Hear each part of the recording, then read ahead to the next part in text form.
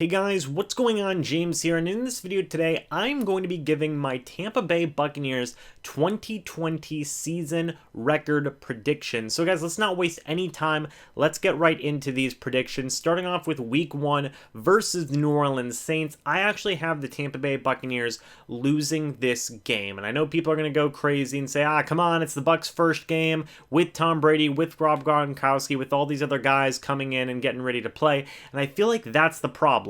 You know, it's going to be Tom Brady's first game here with a new head coach, for the first time ever, and a new offensive scheme. Rob Gronkowski, same thing can be said for him, as well as a couple of other key pieces on this roster. Yes, a lot of guys are returning from last season, especially on the defensive side of the ball, but the most important position, to the quarterback position, that is, it's going to be his first game with a new coach, with a new offensive scheme. And I know if anybody wouldn't have growing pains, it would be Tom Brady. But I feel like versus the team like the New Orleans Saints, who's an overall pretty complete team, pretty ready to go, especially with Drew Brees still being at the helm, I feel like this is going to be a difficult game, especially it being an away game. Now, I know there's going to be no fans there, but it's still a little bit of a tough atmosphere to get into for your first game on a new team. So that's why I am going to give the Tampa Bay Buccaneers a loss here in week 1. Moving on to week 2 versus the Carolina Panthers, I have the Tampa Bay Buccaneers winning this game. It's going to be a home game. You'll love to see it. I wish we could have more fans there at the game. If you are going to be going to these games, hey, let me know down in the comment section below. That would be greatly appreciated. But yeah, Tom Brady here, first time playing home versus the Carolina Panthers. I'm going to give them the win versus Teddy Bridgewater there. The Carolina Panthers have made some obviously very interesting moves. Cam Newton is gone. Teddy Bridgewater is in. You just gave Christian McCaffrey a big extension, and you just signed a very solid deep threat wide receiver in Robbie Anderson, but you also lost Luke Kuechly. You also lost Greg Olsen. They have lost a lot of pieces, both on the offensive and defensive side of the ball. Some of their most important positions, guys who have been a very large building block pieces for these teams, or for this team, I guess I should say, for years now, they're all gone now pretty much, and it's a new head coach, a lot of new stuff going on in Carolina. I feel like while they are somewhat intriguing, I don't feel like they're ready to do anything major yet, which is why I'm going to give the Tampa Bay Buccaneers a win here. Moving on to week number 3 versus the Denver Broncos, I'm yet again going to give the Tampa Bay Buccaneers a win here. Drew Lock, he is a very interesting quarterback prospect, and the Denver Broncos have made some interesting moves, most notably the running back addition of Melvin Gordon, among other pieces, but they also did lose a couple of really highly touted players, especially on the defensive side of the ball. I'm not the biggest Drew Lock believer. I do think he can be solid, but I feel like it may just be another misstep here in the path of John Elway's career so far as general manager, but I could be wrong. We'll have to wait and see. But yeah, I feel like much like the Carolina Panthers, the Broncos, they do have some intriguing things going on, especially at the quarterback position with Drew Lock, but I don't feel like they're ready yet, which is why I'm giving the Buccaneers the win here. Moving on to week number 4 versus the Los Angeles Chargers now? I think it's the Los Angeles Chargers now. They're playing the Chargers. So how do I feel the Bucs are going to do versus the Chargers? I'm actually going to give the Buccaneers a loss here. And I don't know who's going to be the starting quarterback. I don't know if it's going to be Tyrod Taylor. I don't know if it's going to be Justin Herbert. I would think it's possibly going to be Tyrod Taylor. That would probably be the preferred option, especially with everything that's been going on in the world right now. Teams don't have a lot of time to prepare. So I've seen a lot of teams relying on veterans in starting positions and kind of easing the younger players and rookies more into it as the season will potentially go on, because they just don't have enough time to prepare some of these young guys to get ready right away. I feel like Justin Herbert's going to be a big casualty of that. He probably won't be ready to go right away, which is why they'll probably start Tyrod Taylor, who I feel Tyrod Taylor is a very good quarterback. Going back to his time with Buffalo, he took them to the playoffs a time or two, and I feel like with Keenan Allen there, Mike Williams, Hunter Henry, you still have Austin Eckler, who I feel is a phenomenal weapon. With Tyrod Taylor, a quarterback, I feel like he's got enough around him to make it work, especially with his running ability and things like that. So while I do think it will be a relatively close game, and it is a home game for the Buccaneers, I just feel like the Chargers might just barely edge them out, so which is why I'm going to give them the win here versus the Buccaneers, making their record through the first 4 games of the season at 2-2.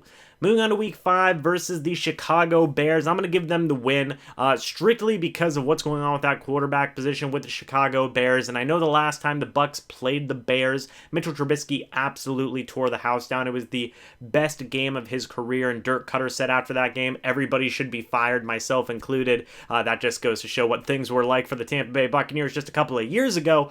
But be it Mitchell Trubisky, be it Nick Foles, I just don't think Chicago has enough to hang right now. They do have some really interesting pieces on offense, but that quarterback position is not solidified right now. Bruce Arians has said it best, if you have a quarterback competition, you really just don't have a quarterback pretty much. Now, I'm paraphrasing the heck out of that, but it is a true statement. If you have to have a quarterback competition, that really means you don't have much of a quarterback option. So, yeah, based off of that, based off of some other factors there, I am going to give Chicago the loss here versus the Buccaneers, putting them at 3-2.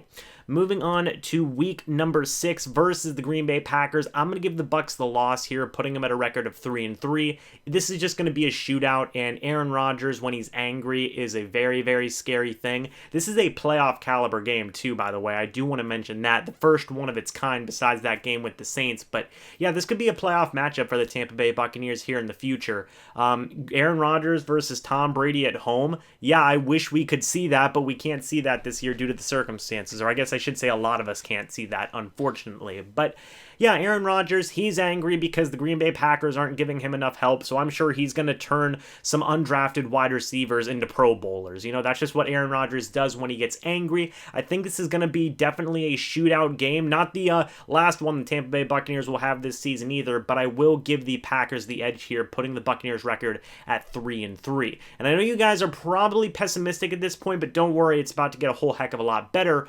With week 7 versus the Las Vegas Raiders, I'm going to give the Tampa Bay Buccaneers a win here. They're going to get a little bit of revenge on John Gruden. And yes, I know the Buccaneers were the ones who did fire John Gruden, and technically it would be John Gruden getting revenge on the Buccaneers, but nah, it is what it is. Tampa Bay Buccaneers defeat their old coach John Gruden, who has done some interesting thing with the Raiders, but I just feel like he doesn't believe in Derek Carr enough. Until John Gruden gets a quarterback that he really likes, I feel like the Raiders aren't going to do a whole heck of a lot besides maybe be a 500 to slightly above 500 team. So for that reason, and other reasons that I don't feel like talking about right now, just involving players and overall talent levels, because we would be here for hours, I'm going to give the Buccaneers a win versus the Raiders. Moving on to week number 8 versus the New York Giants, I'm going to give the Buccaneers a win here as well. I just feel like the Giants flat out aren't ready right now. I'm a big fan of, Daniel Jones. Saquon Barkley's an absolute beast. They have Sterling Shepard, Darius Slayton, and then a couple of pieces on the defensive side of the ball as well. But I feel like they're not quite there yet. I don't think Daniel Jones is ready just yet. I feel like the Giants maybe will be a 6-7 win team. I don't think one of these wins will be against the Tampa Bay Buccaneers, however. But Tom Brady against the Giants is always fun due to Tom's history with the Giants. They beat him in the Super Bowl twice, so it should be still a little fun for that reason. But yeah, Giants, somewhat intriguing. I just don't think Daniel Jones is quite ready yet. And I know that he kicked the crap out of us last year, during his rookie season, but Matt Gay missed that kick. I don't think they'll be in a similar situation this year, especially considering who is at the quarterback position as well as some other pieces. The Bucs get the win here.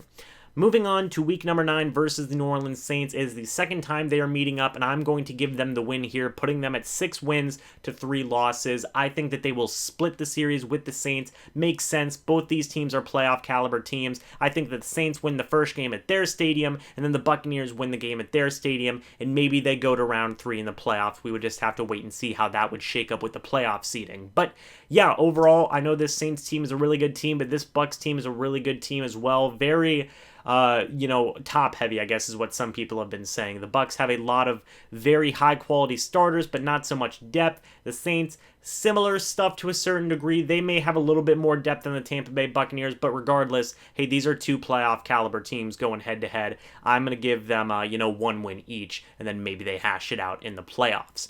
Moving on to the next game versus the Carolina Panthers, Week 10, which actually falls on my birthday, and I'm going to give them the win here. Again, I feel like the Panthers just aren't ready. I feel like they're not going to have the best record for this upcoming year, which is why I'm going to give the Buccaneers a win here. I like a lot of the guys that they have. Obviously, Christian McCaffrey's a beast. Teddy Bridgewater, he is always an interesting guy, and he has a phenomenal story coming back from his horrific leg injury, but I just feel like they lost too many guys, and they haven't made up for it yet. You know, losing guys like Luke Kuechly, Cam Newton, Greg Olsen, those three alone are tough to replace. And then you start factoring in some other players like Thomas Davis, among others, and it's tough. You know, it's absolutely tough. So I give the Tampa Bay Buccaneers 2 wins out of 2 versus the Carolina Panthers for this upcoming season.